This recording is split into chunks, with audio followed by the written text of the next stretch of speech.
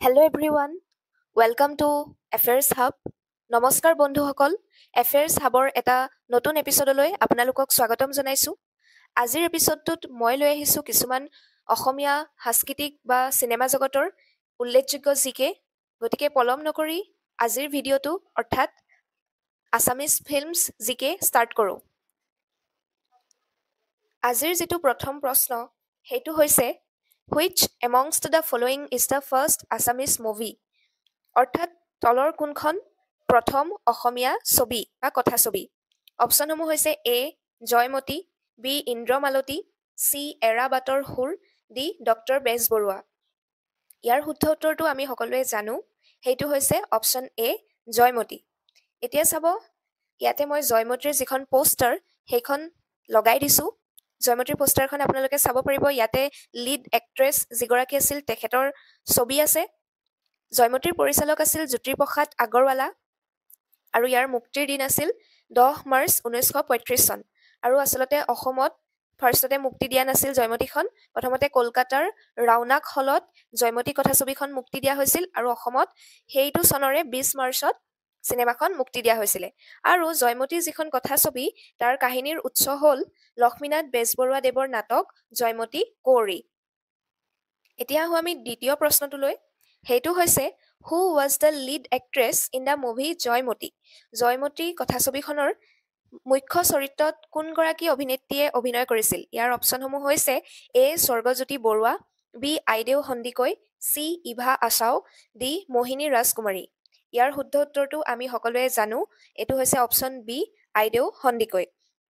আইদেউ সন্দিকৈ তেখেতে আচলতে সেই সময়ত যিহেতু চিনেমা কৰিছিলে তাৰ কাৰণে তেওঁক সমাজৰ পৰা তেখেতক এঘৰীয়া কৰা হৈছিলে। যিহেতু এই যিখন জয়মতী কুঁৱৰী চিনেমা তাতে কি হৈছিলে, যিহেতু আহোম ৰজাসকলৰ কাহিনী আছিলে আৰু আহোম ৰজাসকলৰ পত্নীয়ে স্বামীক বঙহৰ দেও বুলি সম্বোধন কৰে। আৰু জয়মতী কথাছবিত যিহেতু আইদেউ সন্দিকৈ সেই সময়ত অবিবাহিত আছিলে আৰু অবিবাহিত হৈ পৰপুৰুষক বঙহৰ দেও বুলি চিনেমাত সম্বোধন কৰিছিলে। কিন্তু চিনেমাত সম্বোধন কৰাৰ বাবে তেখেতক সমাজে এঘৰীয়া কৰিছিলে। গতিকে আপোনালোকে দেখিছে আইদেউ সন্দিকৈ আচলতে চিনেমাখনৰ কাৰণে নিজৰ জীৱনত কিছুমান ত্যাগো কৰিব লগা হৈছে। আৰু ইয়াতে যিবিলাক মই অপশ্যন দিছোঁ তাৰে স্বৰ্গজ্যোতি বৰুৱা আৰু মোহিনী ৰাজকুমাৰী তেখেতসকলেও জয়মতী ছবিখনত অভিনয় কৰিছিলে। মোহিনী ৰাজকুমাৰীয়ে ৰাজমাও চৰিত্ৰত অভিনয় কৰিছিলে আৰু স্বৰ্গজ্যোতি বৰুৱাই ডালিমী চৰিত্ৰত অভিনয় কৰিছিলে। এয়া আইদেউ সন্দিকৈ তেখেতৰ বৃদ্ধ অৱস্থাৰো ছবি এখন দেখুৱাবলৈ চেষ্টা কৰিছোঁ আৰু লগতে তেওঁ চিনেমাখনত এখন ছবিও দেখুৱাবলৈ চেষ্টা কৰিছোঁ। এতিয়া আহোঁ তৃতীয় প্ৰশ্নটোলৈ। সেইটো হৈছে what was the name of first Assamese studio'? এখন চিনেমা নিৰ্মাণ কৰিবলৈ ষ্টুডিঅ'ৰো প্ৰয়োজন আৰু প্ৰথম অসমীয়া ষ্টুডিঅ'টোৰ নাম কি সুধিছোঁ। অপশ্যনসমূহ হৈছে এ চিত্ৰবন, বি জ্যোতি চিত্ৰবন, চি চিনেমা ঘৰ, ডি আছাম ষ্টুডিঅ'। ইয়াৰ শুদ্ধ উত্তৰটো হৈছে অপশ্যন এ চিত্ৰবন। এতিয়া চিত্ৰবনৰ প্ৰতিষ্ঠাপক কোন? প্ৰতিষ্ঠাপক হৈছে জ্যোতিপ্ৰসাদ আগৰৱালা, যিহেতু তেখেতে প্ৰথম অসমীয়া চিনেমাখন নিৰ্মাণ কৰিছিল। আৰু এই চিত্ৰবন যিটো ষ্টুডিঅ' সেইটো ক'ত আছিলে? ভোলাগুৰি চাহ বাগিচাত আছিলে, গহপুৰৰ। আৰু বৰ্তমান অসমত এটা ষ্টুডিঅ' আছে, জ্যোতিপ্ৰসাদ আগৰৱালাৰ সন্মানাৰ্থে জ্যোতি চিত্ৰবন নাম দিয়া হৈছে সেই ষ্টুডিঅ'টোক, আৰু এইটো 1961ত প্ৰতিষ্ঠা কৰা হৈছিল। ইয়াৰ পাছৰ প্ৰশ্নটোলৈ আহোঁ। Who directed the film Era Bator Sur? Era Bator Sur ছবিখন কোনে ডাইৰেক্ট কৰিছিলে?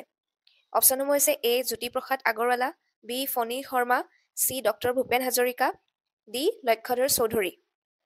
এইটোৰ শুদ্ধ উত্তৰটো হৈছে অপশ্যন চি ডক্টৰ ভূপেন হাজৰিকা। এয়া চাওক, এইখন হৈছে ভূপেন হাজৰিকাৰ দ্বাৰা পৰিচালিত প্ৰথম ছবি এৰাবাটৰ সুৰ। এইখন কেতিয়া প্ৰকাশ হৈছিলে? 30 নৱেম্বৰ 1956। আৰু ইয়াতে এই যি দুটা গান দেখিছে, জোনাকীৰে ৰাতি, অসমীৰে মাটি, ৰ'দ পোৱাবৰ কাৰণে মাতিবনো কাক, এই দুটা গান আচলতে লতা মংগেশকাৰে গাইছিলে। বলিউডৰ কণ্ঠ সম্ৰাজ্ঞী তেখেত, আৰু তেখেতে অসমীয়া ছবিটো কণ্ঠদান কৰিছিলে আৰু এৰাবাটৰ সুৰ ছবিখনতে তেখেতে প্ৰথম অসমীয়া গীত গাইছিলে। ইয়াৰ পাছৰ প্ৰশ্নটো হৈছে what was the first Assamese movie produce by an established production house? এটা এষ্টাব্লিছড প্ৰডাকশ্যন হাউচে প্ৰডিউচ কৰা প্ৰথম চিনেমা কোনখন? অপশ্যনসমূহ হৈছে এ চিকমিক বিজুলী, বি এৰাবাটৰ সুৰ, চি ইটো সিটো বহুতো, ডি নিমিলা অংক। ইয়াৰ শুদ্ধ উত্তৰটো হৈছে অপশ্যন এ চিকমিক বিজুলী। এতিয়া চাব, এই প্ৰডাকশ্যন হাউচটোৰ যিটো কথা কৈ আছোঁ সেইটো হৈছে ৰাজশ্ৰী প্ৰডাকশ্যন। আৰু এইখন পৰিচালনা কোনে কৰিছিলে? ডক্টৰ ভূপেন হাজৰিকাই কৰিছিলে আৰু এইখন 1969ত মুক্তি লাভ কৰিছিল। ইয়াৰ পাছৰ প্ৰশ্নটোলৈ আহোঁ। Which amongst the following was the first Assamese thriller, মানে প্ৰথম অসমীয়াৰ ৰহস্যধৰ্মী কথাছবি কোনখন?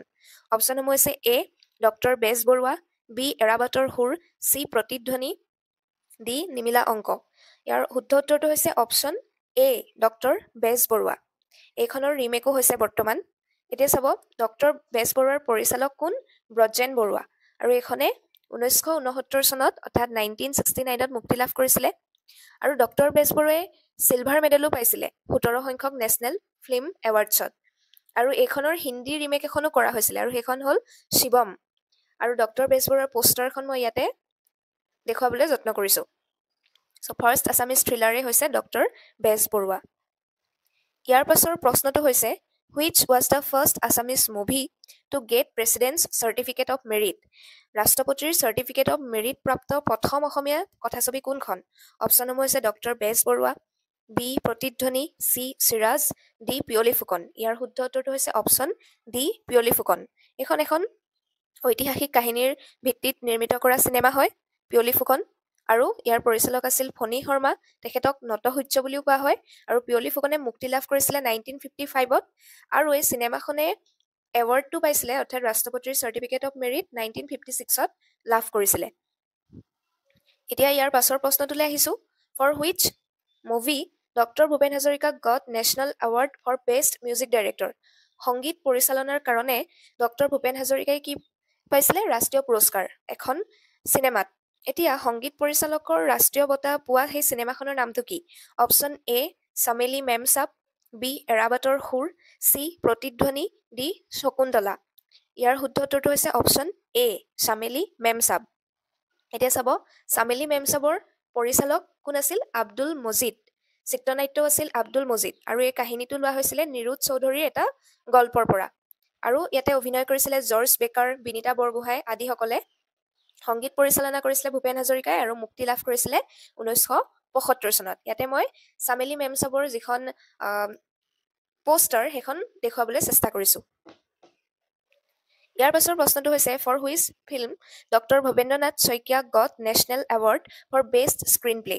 চিত্ৰনাট্যৰ বাবে ডক্টৰ ভৱেন্দ্ৰনাথ শইকীয়াই কোনখন চিনেমাৰ কাৰণে নেশ্যনেল এৱাৰ্ড পাইছিলে? National award for best screen play.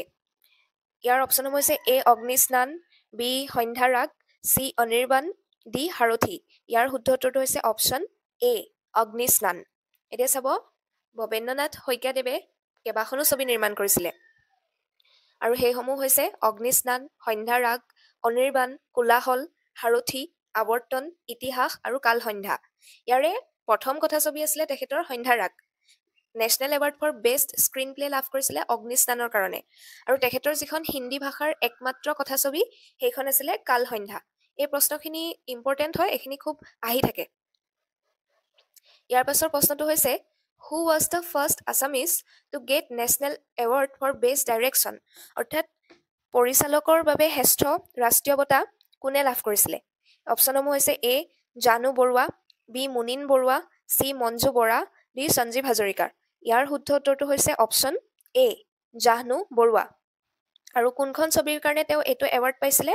সাগৰলৈ বহুদূৰ ছবিখনৰ বাবে 1995ত। National film award for best children film তেওঁ তৰা বুলি এখন চিলড্ৰেন ফিল্ম আছিলে 2003 চনত মুক্তি লাভ কৰিছিলে, সেইখনৰ কাৰণেও নেশ্যনেল ফিল্ম এৱাৰ্ড পাইছিলে। তেনেকৈ পৰিৱেশ সম্পৰ্কীয় এখন চিনেমা প্ৰস্তুত কৰিছিলে বনানী বুলি 1990 চনত, সেইখনৰ কাৰণেও তেওঁ এৱাৰ্ড পাইছিলে। আৰু তেনেকৈ তেওঁ হালধীয়া চৰাই বাওধান খাই এই ছবিখনে 1987 চনত বেষ্ট ফিল্ম এৱাৰ্ড পাইছিলে নেশ্যনেল ফিল্ম এৱাৰ্ডছত। গতিকে তেখেতে বহু বঁটা লাভ কৰিবলৈ সক্ষম হৈছে আৰু তেখেতৰ চিনেমাসমূহ খুবেই ধুনীয়া চাবলৈ। আৰু হালধীয়া চৰাই বাওধান খাই এখন হোমেন বৰগোহাঁইৰ এখন কিতাপৰ পৰা কাহিনীটো লোৱা হৈছে। আৰু সাগৰলৈ বহুদূৰ এই ছবিখনৰ বাবে তৰালী শৰ্মাই শ্ৰেষ্ঠ নেপথ্য গায়িকাৰ বঁটাটো লাভ কৰিছিলে। হু was the first Assamese actress two get national award. প্ৰথম অসমীয়া অভিনেত্ৰীগৰাকী কোন যিয়ে নেশ্যনেল এৱাৰ্ড পাবলৈ সক্ষম হৈছিলে? অপশ্যনসমূহ হৈছে A Malaya Goswami, B Madhurima Goswami, C Mridula Barua, D Eva Asao. শুদ্ধ উত্তৰটো হৈছে অপশ্যন এ মলয়া গোস্বামী, তেখেতে ফিৰিঙতি বুলি এখন ছবি আছিলে, সেই ছবিখনৰ কাৰণে এইটো এৱাৰ্ড পাবলৈ সক্ষম হৈছিলে। ইয়াৰ পাছৰ প্ৰশ্নটো হৈছে what is the name of first Assamese coloured film? প্ৰথম অসমীয়া সম্পূৰ্ণ ৰঙীন ছবি কোনখন? ইয়াৰ শুদ্ধ উত্তৰটো হৈছে অপশ্যন এ ভাইটি। আনহাতে শকুন্তলা বুলি এখন ছবি আছিলে, সেই ছবিখন ডক্টৰ ভূপেন হাজৰিকাই নিৰ্মাণ কৰা। সেই ছবিখন হৈছে আংশিক ৰঙীন ছবি। তাৰে মাত্ৰ এটা গান আছিলে, সেই গানটো ৰঙীন আছিলে, কালাৰ্ড আছিলে, আৰু বাকী গোটেই চিনেমাখন ব্লেক এণ্ড হোৱাইট আছিলে। 13 নম্বৰ প্ৰশ্নটো হৈছে which Assamese film was first showed in an international film festival? International film ফেষ্টিভেলত দেখুওৱা প্ৰথম অসমীয়া ছবি কোনখন? অপশ্যনসমূহ হৈছে A Puberun, B Rupohi, C Sagaroloi Bohu দূৰ, ডি হালধীয়া চৰায়ে বাওধান খায়। ইয়াৰ শুদ্ধ উত্তৰটো হৈছে অপশ্যন এ পুবেৰুণ। ইয়াৰ পাছৰ প্ৰশ্নটো হৈছে in which film doctor Bhupen Hazarika worked as a music director for the first time? অৰ্থাৎ ভূপেন হাজৰিকাই মিউজিক ডাইৰেক্টৰ হিচাপে প্ৰথমে কোনখন ছবিত কাম কৰিছিলে? অপশ্যনসমূহ হৈছে এ এৰাবাটৰ সুৰ, এইখনত তেখেতে প্ৰথম পৰিচালক হিচাপে কাম কৰিছিলে, বি প্ৰতিধ্বনি, চি সতী বেউলা, ডি চিৰাজ। ইয়াৰ শুদ্ধ উত্তৰটো হৈছে অপশ্যন চি সতী বেউলা বা সতী বেউলা। আৰু যিখন চিৰাজ নামৰ ছবি, সেইখনৰ পৰিচালক আছিল কোন? ফণী শৰ্মা, আৰু ইয়াতে মিউজিক ডাইৰেকশ্যন কৰিছিলে বিষ্ণুপ্ৰসাদ ৰাভায়ে।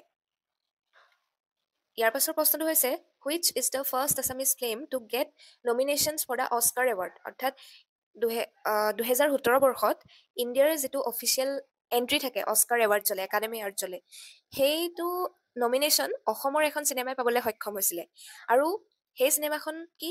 অপশ্যনসমূহ হৈছে A village rockstar, B Bulbul can sing, C Sandhya Raag, D Dinabandhu. ইয়াৰ শুদ্ধ উত্তৰটো হৈছে অপশ্যন এ ভিলেজ ৰকষ্টাৰ্ছ। এতিয়া চাব, এইখন হৈছে ভিলেজ ৰকষ্টাৰ্ছৰ পোষ্টাৰ, আৰু ইয়াৰ ডাইৰেক্টৰ কোন আছিলে? ৰীমা দাস। আৰু এই চিনেমাখনে national award for best feature ফিল্মো পাইছিলে সেইটো বছৰৰ কাৰণে। লগতে শিশু শিল্পীৰ যিটো নেশ্যনেল এৱাৰ্ড সেইটোও পাইছিলে এই চিনেমাখনৰ অভিনেত্ৰী ভনিতা দাসে। আৰু লগতে আৰু কিছুমান এৱাৰ্ডো পাবলৈ সক্ষম হৈছে, যিটো মই ইয়াতে উল্লেখ কৰি দিছোঁ। আৰু এইটো প্ৰশ্ন আচলতে শেহতীয়াকৈ এখন ছবি ওলাইছে, সেইখন হৈছে ভাইমন দা। এতিয়া সেই ভাইমন দাখন এখন বায়'পিক হয় অসমীয়া চিনেমা জগতত। এতিয়া সেই বায়'পিকখন এজন পৰিচালকৰ নামত নিৰ্মাণ কৰা হৈছে। পৰিচালকজন কোন? অপশ্যনসমূহ হৈছে A Brajen Barua, B Munin Barua, C Abdul Majid, D doctor Bhupen Hazarika. ইয়াৰ শুদ্ধ উত্তৰটো হৈছে অপশ্যন বি মুনীন বৰুৱা। তেখেতৰ জীৱনৰ ওপৰত আধাৰিত হয় এই ভাইমন দা চিনেমাখন। এই চিনেমাখন আচলতে খুবেই ভাল, আপোনালোকেও চাব পাৰে। অসমীয়া চিনেমাৰ যাত্ৰাটো আপোনালোকে ইয়াতে দেখিবলৈ পাব।